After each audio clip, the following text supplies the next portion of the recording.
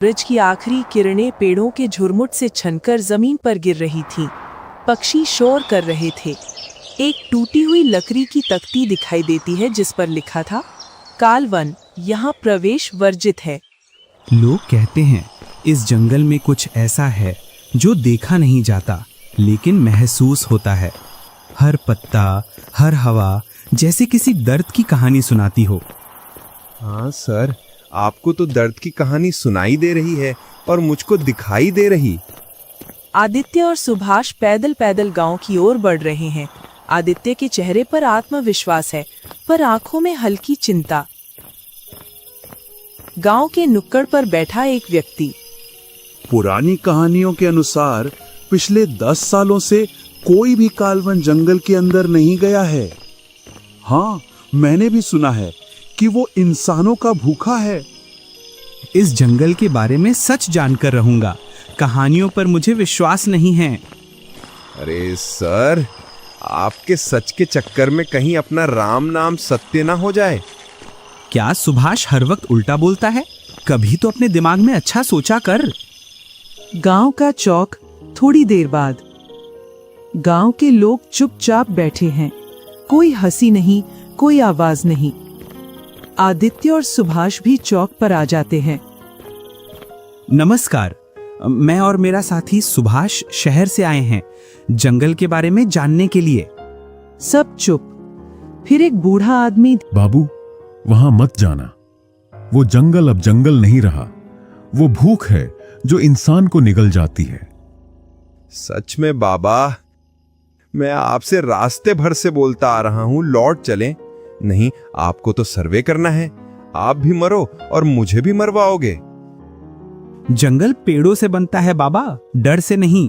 और सुभाष, जो मेरे साथ होगा वही तुम्हारे साथ होगा। भोला बाबा आदित्य की आंखों में देखता है, जैसे कुछ पहचान गया हो। तेरे जैसे लोग पहले भी आए थे।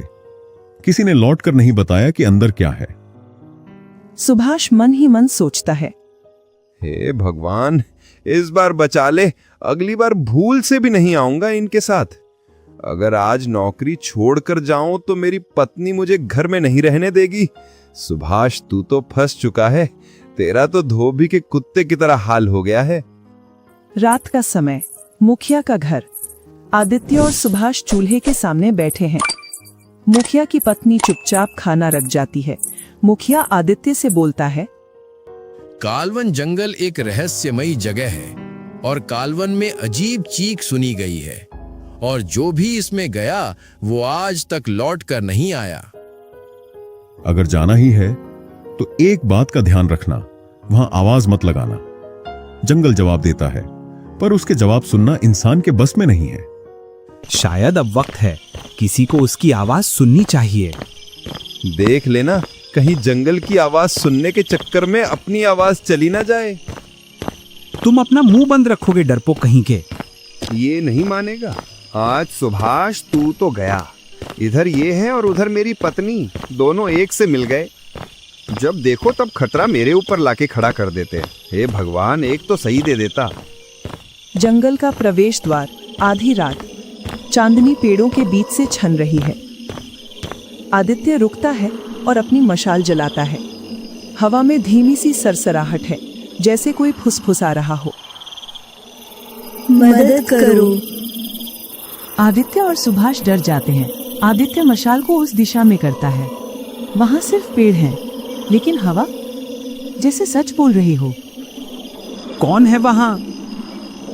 भूत आ गए सर। अभी तो हमने जंगल में प्रवेश नहीं किया, उससे पहले ही भूत आके खड़े हो गए। पता नहीं कब से भूखे हैं। अरे तुम शांत रहोगे? या तो मैं इनको समझ लूं या तुम्हें। अब हम पेड़ नहीं रहे। हाँ, कब से बोल रहा हूँ इनसे। अब तुम पेड़ नहीं हो, तुम हो भूत। और हमारी मौत क्या सर, मरने के लिए यही जंगल मिला था। अपने घर वालों को अपनी हड्डी भी ना मिलेगी यहाँ पर। तुम्हें जान प्यारी है या नौकरी? अब अगर तुमने एक शब्द भी बोला तो तुम्हें नौकरी से भगा दूंगा।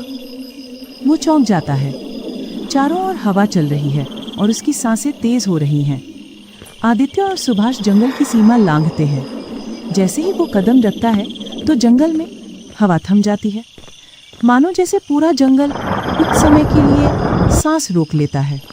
कालवन, आधी रात, घना अंधकार, हवा ठहरी हुई।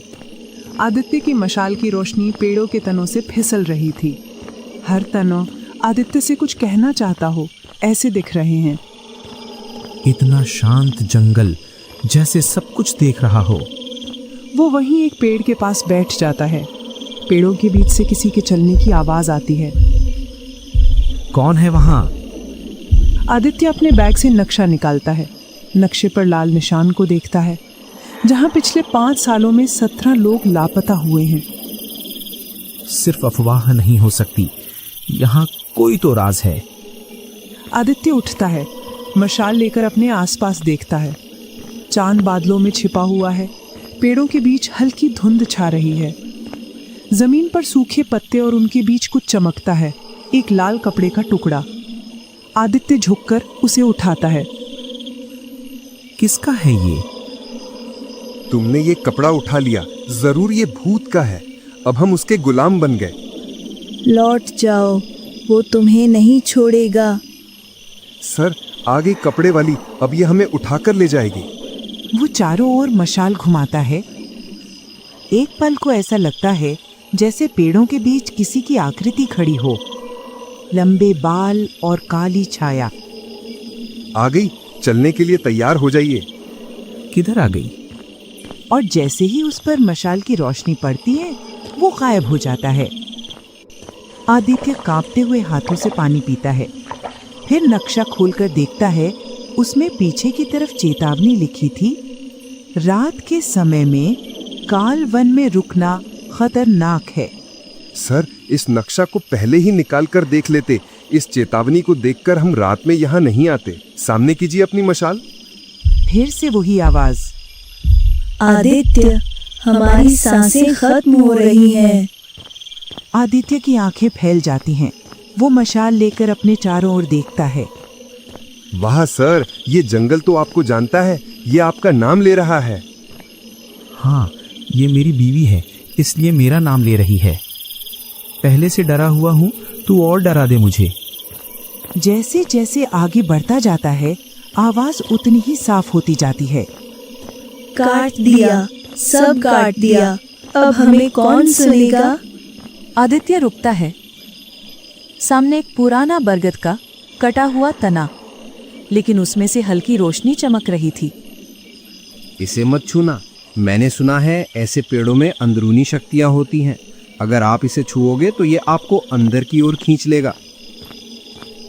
वो घुटनों के बल बैठकर उसे छूता है। मैं सुन रहा हूँ, बताओ क्या हुआ था? गए सर, हो गया इसका तांडव शुरू। अचानक बिजली चमकती है। इतना देख सुभाष वहां से भाग निकलता है और बरगद का तना बोलता है, काट रही हैं मजदूरों की कुल्हाड़ियां और पेड़ों की टहनियां जल रही हैं।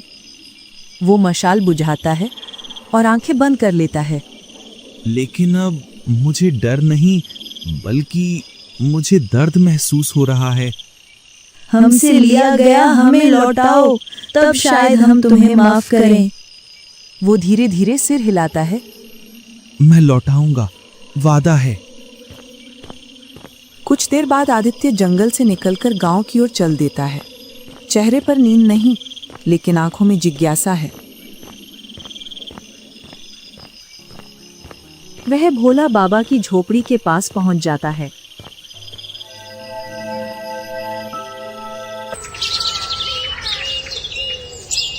कालवन जंगल का किनारा, सुबह का धुंधला उजाला, सूरज की किरणें अभी मुश्किल से धरती को छू रही हैं। पेड़ों के बीच से हल्की रोशनी आ रही थी।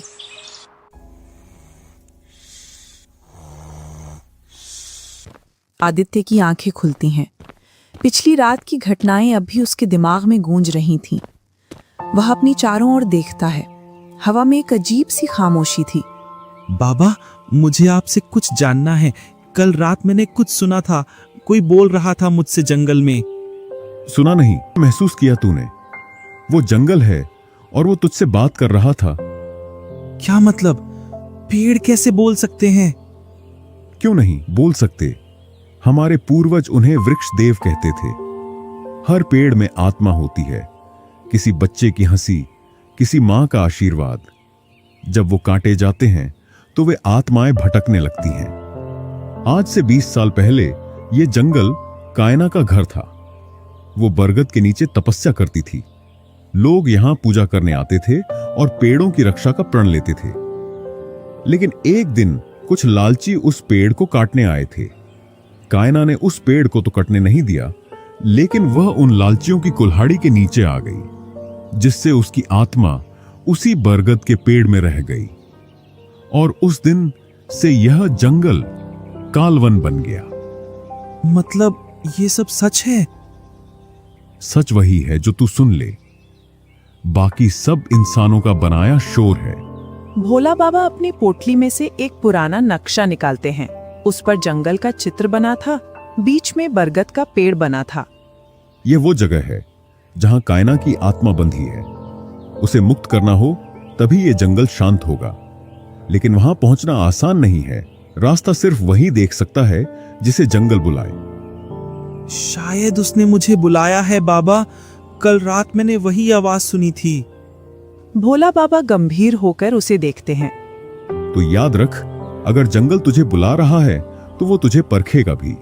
तुझसे कुछ लेगा तभी कुछ लौट आएगा। जी बाबा।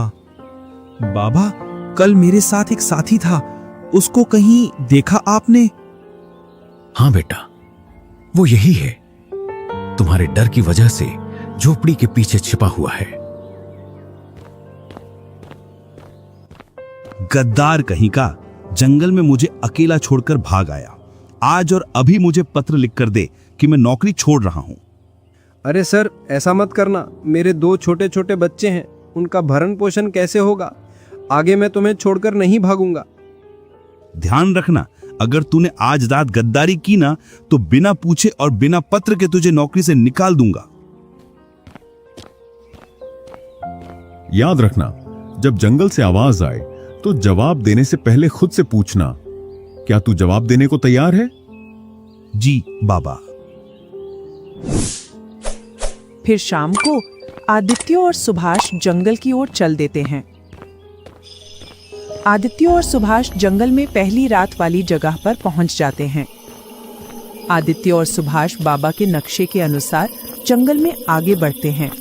इतना सन्नाटा, जैसे कोई इंतजार कर रहा हो। हाँ सर, मुझे भी यही लग रहा है, हमारा कोई इंतजार कर रहा है। सर, एक बात पूछूं, बुरा ना मानो तो? हाँ पूछो। आप रात में ही क्यों जंगल आते हो, दिन में क्यों नहीं? जिस काम के लिए हम आए हैं वो रात में ही होगा, और अगर दिन में जंगल में आएंगे तो हम किसी न किसी जानवर का नाश्ता या भोजन बन जाएंगे। ये किसी जानवर से कम है क्या? पता नहीं कहां कहां से आवाज आती है, आधी जान अलग में रखी है। तभी सुभाष को भेड़ियों का एक झुंड आता हुआ दिखाई देता है। सर, दिन में ही क्या? लगता है आज रात में ही किसी का भोजन बनेंगे। नींद में हो क्या? क्या बोल रहे हो? बोल नहीं रहा हूँ, सामने देखिए और अपने कदमों को तेजी से बढ़ाइए। अबे भागने की बोल, भाग भाग भाग। लगता है आज तो नहीं बचने वाले, कल तो बच गए थे। तुम्हारा हाथ बढ़ाओ। क्यों? कल की तरह कहीं तुम मुझे अकेला छोड़कर ना भाग जाओ, इसलिए मैं तुम्हारा हाथ कस कर पकड़ूंगा।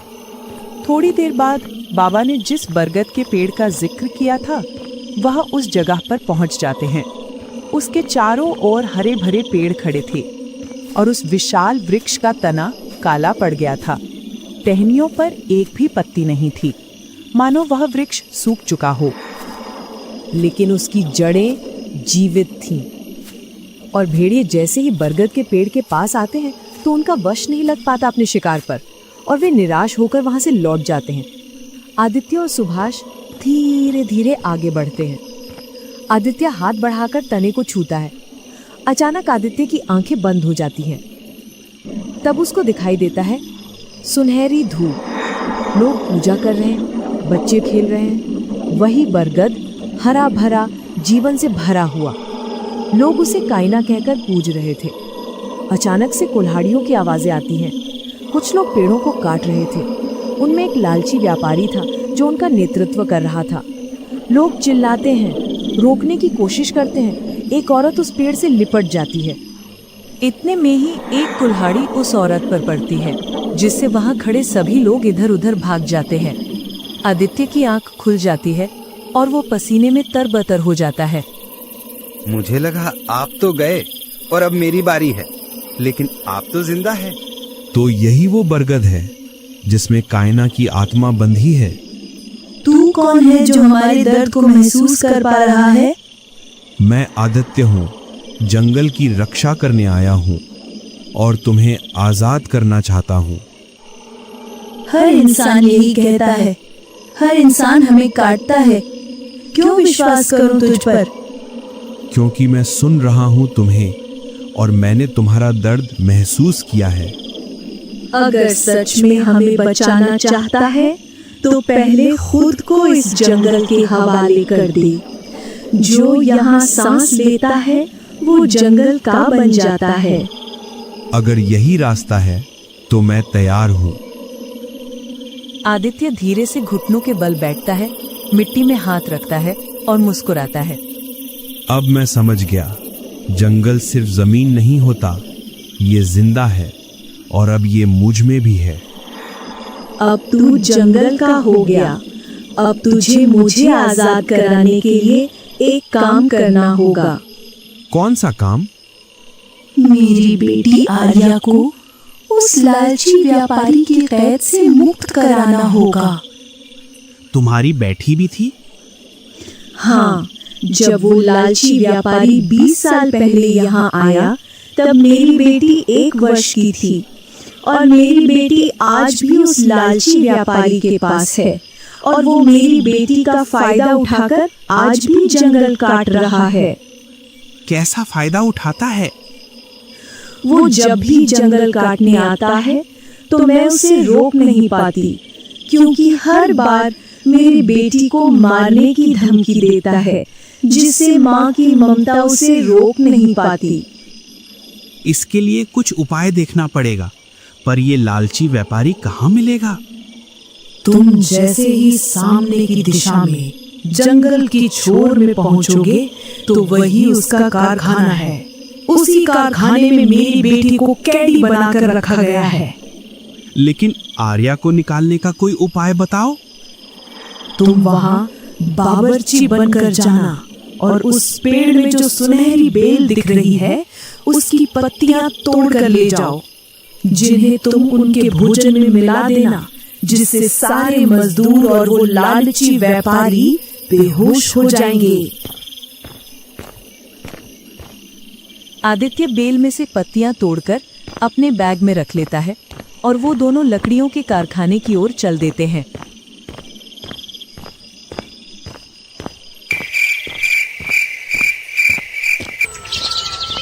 उसे वहां पहुंचते पहुंचते सुबह हो जाती है। अरे भाई, तुम तो नए नए लग रहे हो। अभी आए हो क्या कारखाने में? क्या काम करने के लिए आए हो भैया? हाँ भाई, अभी आए हैं काम की तलाश में। हमें तो भैया सिर्फ भोजन बनाना आता है, अगर वही काम मिल जाता तो बहुत अच्छा होता। ये तो बढ़िया है भैया, बहुत दिनों से यहाँ कोई बावर्ची नहीं था, अब खाना मिलेगा बना हुआ। बस भैया एक बार सेठ जी से मिलवा दो, काम की बात कर लेते दोनों भाइयों की। वो सामने बैठे, जाकर मिल लो। दोनों लालची व्यापारी के पास पहुंच जाते हैं। अरे भाई आओ, हमें तो बावर्ची की सख्त जरूरत है। बताओ क्या खर्चा पानी लोगे?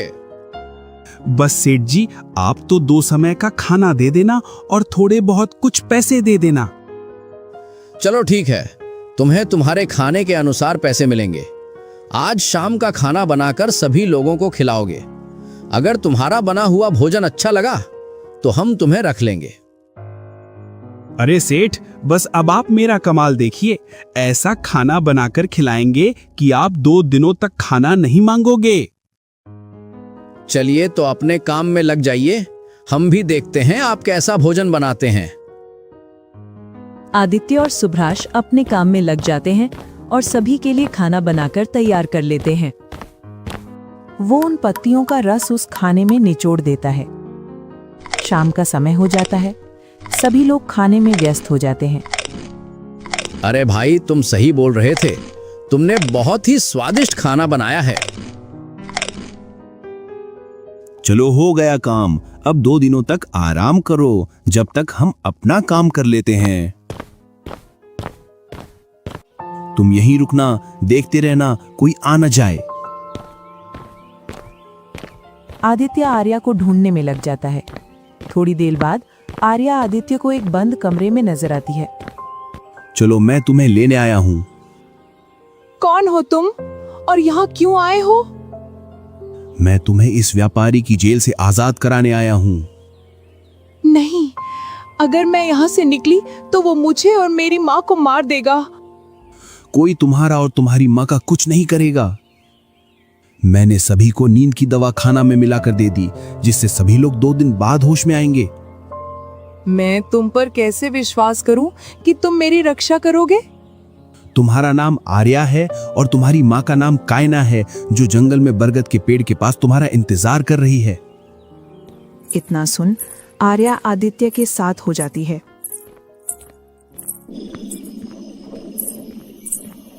जैसे ही वो जंगल में अपने कदम रखती है तो जो उसके अतीत में हुआ था वो सब कुछ याद आ जाता है उसे। तुम्हें मालूम है, अब इस दुनिया में मेरा कोई नहीं है।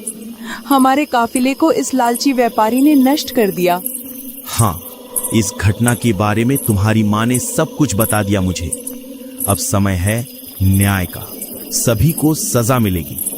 और तीनों जंगल में बरगद के पेड़ के पास पहुंच जाते हैं। आ गए तुम मेरी बेटी को लेकर। हाँ, आगे आपकी बेटी को लेकर। अब तो आप खुश, अब आप आजाद हो जाओगी। मुझे बांध रखा है। जैसे ही मेरी बेटी इस पेड़ के तने से हाथ लगाएगी, मैं आजाद हो जाऊंगी। जाइए, बरगद के तने से हाथ लगाइए। जैसे ही आर्या उस पेड़ के तने को हाथ लगाती है तो उसको उसका बचपन याद आ जाता है। अब मैं आजाद हूँ और इस जंगल में कहीं भी आ जा सकती हूँ और उस व्यापारी को भी मार सकती हूँ। लालची व्यापारी, अब तू मेरे हाथों से नहीं बचेगा। नहीं, तुम ऐसा नहीं करोगी। अब आगे का काम मेरा है, क्योंकि मैं एक वन अधिकारी हूँ। उसे दंड दिलाकर ही रहूंगा। नहीं, अब तुम मेरे रास्ते में मत आओ। वो मेरा गुनहगार है और सजा भी मैं ही दूंगी। तुम ऐसा नहीं करोगी। मैंने तुम्हारे कहने पर पूरा काम किया है। अब तुम जा सकती हो। इस जंगल की रखवाली हम करेंगे। इतने में ही भोला बाबा वहां आ जाते हैं। अब तुम आजाद हो जा सकती हो और यह वन अधिकारी जंगल की रक्षा करेगा। मैं नहीं जाऊंगी यहाँ से। तेरी आखिरी इच्छा बता दे, जब तू जाएगी। आदित्य से मेरी बेटी का विवाह करा दो, मैं चली जाऊंगी यहाँ से। क्या तुम दोनों राजी हो इस विवाह के लिए? हाँ, लेकिन अभी मैं विवाह नहीं करूंगा। विवाह तब करूंगा जब उस लालची व्यापारी को जेल में डाल दूं। हाँ, मुझे भी मंजूर है। अब तो तुम्हारी आखिरी इच्छा पूरी हो गई। हाँ, अब मेरी आत्मा को संतुष्टि मिल गई। अब मैं परमात्मा में विलीन हो रही हूँ। सर, आपकी तो चांदी ही चांदी हो गई। इधर से बीबी मिल गई और उधर से सरकार की तरफ से इनाम। इसे ही कहते हैं एक तीर से 2 निशान। तब से लेकर आज तक काल वन में कायना की आवाज नहीं आती है, लेकिन अब कोई भी व्यापारी डर की वजह से कालवन की ओर नहीं बढ़ता है।